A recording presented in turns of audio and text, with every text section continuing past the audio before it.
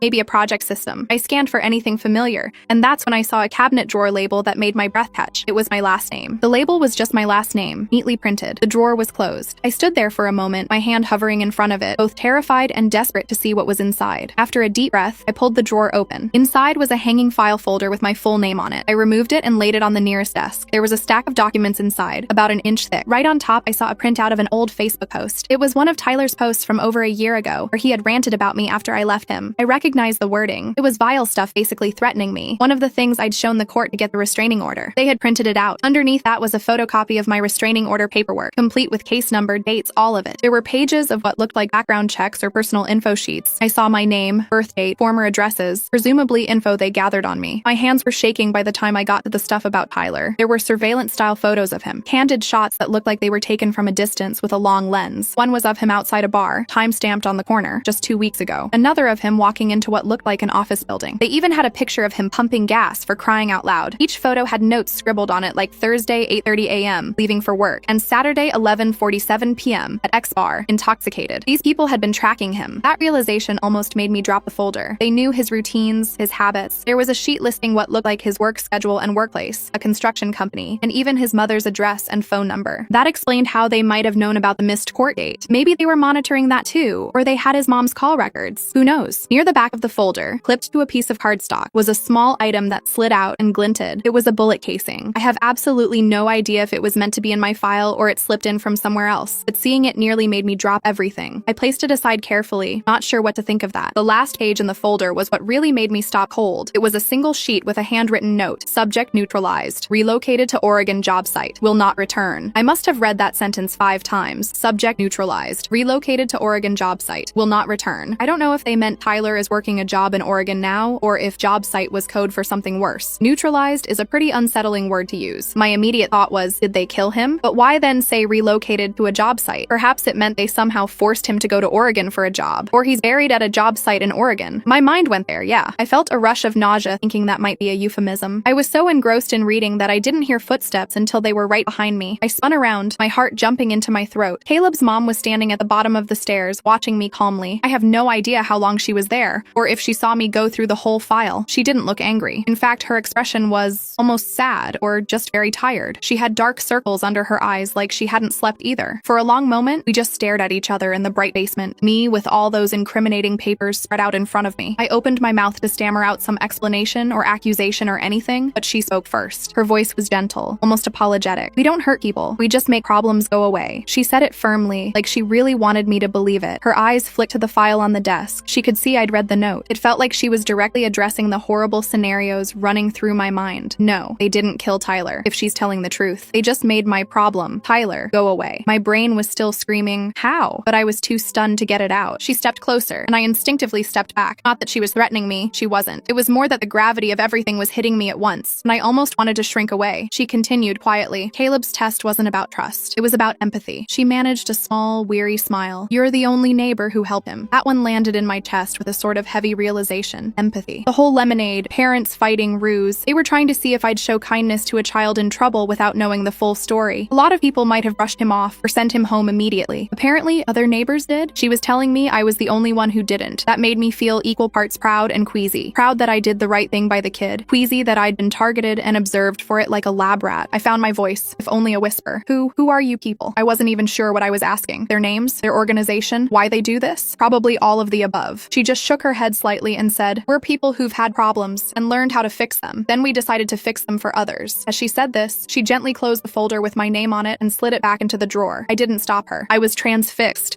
trying to process the idea that my neighbors might be some kind of underground good Samaritans for hire or for a cause. It sounded crazy, and yet all the evidence was literally surrounding me in that basement. I finally managed to ask about Tyler, my voice barely steady. "What did you, neutralized? How? Did you actually send him to Oregon?" My words were tumbling out. "Is he alive?" She looked me in the eye and said, "He's alive and far away. We have people who owed us favors on a work crew out there. He'll be busy for a long while." I think I let out a breath I'd been holding. Alive, busy. A part of me was hugely relieved. Another part of me was alarmed at the implications. They effectively kidnapped my ex and forced him into manual labor across the country, or tricked him into going there somehow. I didn't ask for details. I'm not sure I wanted them spelled out. I must have still looked frightened because she stepped forward, slowly, as if not to spook me, and placed a hand on my shoulder. It was an oddly maternal gesture that startled me a bit. I realized I was trembling. "It's okay," she said softly. "It's over now. You're safe." Up close, I could see that despite her calm demeanor, she seemed emotionally worn out, like someone who's been through this scenario many times and it never gets any easier. For a split second, I even felt a weird twinge of sympathy for her, which was insane considering what I'd found. My eyes darted around at the cabinets and I asked, "How many problems have you fixed?" She gave a vague shrug and said, "Enough. We move around a lot. It was going to be a few more months here, but after this, we'll be moving on sooner." She actually chuckled softly. "Didn't expect you to use the key so soon." I blushed, or at least felt heat in my face, realizing I had essentially broken into their home. Before I could apologize for that, she continued, "You have two choices now. You can leave, walk out of here, and go on with your life, knowing you're free of him. Or," she paused and looked around at the files, "or you can stay and let us help you finish this." I wasn't sure what finish this meant. Maybe it meant helping someone else in my position, or joining their cause, or maybe finishing the process of me disappearing, new identity, that kind of thing. I didn't really get to clarify because I knew almost immediately which choice I was going to make. "I am going to leave," I said quietly. My voice sounded smaller than I intended. I added, "I appreciate everything, I really do, but I can't be part of this." I gestured vaguely at the room, meaning the secretive spy stuff, the vigilantism, whatever it all was. It was just too much for me. I just wanted a normal life, free of the shadow of my ex, and as far as I was concerned, these folks had delivered that. But I wasn't prepared to sign on to a lifetime of cloak and dagger missions. Caleb's mom studied my face for a moment, then nodded. "I understand," she said simply. There was no argument, no trying to convince me. In that moment, I felt immense gratitude toward her, and also an overwhelming urge to get the hell out of that basement and process everything. Without another word, I turned and walked back toward the stairs. She followed at a polite distance. As I reached the stairs, I couldn't help myself from turning back and asking, was any of this ever about hurting me or using me? It was hard to articulate. I guess I wanted to know if they ever had ulterior motives beyond helping. She seemed to grasp what I meant. "We don't use people," she said. "We need people, good people, to be allies sometimes. But if they're not interested, that's that. We still help if we can. You proved you're one of the good ones. That's all we needed to know." I gave a half nod, half shake of my head. I wasn't sure which emotion to go with. Then I made my way upstairs, through their house, and out the front door. I left the key on their hall table on my way out. She didn't try to stop me. She didn't say another word. That was 2 days ago. Since then, I haven't seen much of the Wilsons. I think they're laying low, preparing to leave as she hinted. There's been no more late-night backyard activity from Caleb, no mysterious texts. Their house looks dark most of the time, and I've resisted the urge to snoop or check if they're still around. I assume they are, finishing up whatever closing shop looks like for them. As for me, I've been processing. My ex is gone from my life. I actually dared to drive to the grocery store and back without looking over my shoulder for the first time in forever. It feels like a weight I've carried for years has been lifted. I'm also hyper aware aware that this outcome didn't come cleanly. There are a lot of unanswered questions and morally gray areas in what went down, but I've decided I'm not going to press for those answers. I made my choice to walk away, and I'm sticking to it. I haven't told a soul about what happened, aside from writing it here in this semi-anonymous way. I'm not going to the police or anything. Frankly, some neighbors solved my stalker ex problem by possibly kidnapping him to a secret work camp. Is not a story I feel like explaining to law enforcement. And besides, I am truly, deeply grateful not to be looking over my shoulder every minute. I have a feeling the Wilsons will be leaving soon without fanfare, and I likely won't ever see them again. I'll probably never fully know who they really are either. I can live with that. I have my life back, and that's enough for me. I'll do one more update if anything final comes up, but if not, I want to thank everyone for following along and supporting me through this roller coaster. Update 4, final. It's been 2 months since my last update, and I wasn't sure I'd post again. I thought the story was over. In a way it is, but there's a small epilogue I wanted to share for closure. About a month after everything, the Wilsons' house went dark and empty. One day I noticed their car was gone and the curtains were drawn. A week later, a moving truck showed up, loaded some furniture, and by the end of that day, a for sale sign was up on their lawn. They really did move on, just like she said they would. I never spoke to them again after that day in the basement. I watched from my window as they left. I spotted Caleb in the backseat of their car as they drove off. He was playing on a Nintendo Switch or something, just a normal kid. Mom, my mysterious guardian neighbor, was driving, and she actually paused out front just long enough to glance toward my house. I don't even know if she saw me behind the curtain, but I gave a little wave anyway.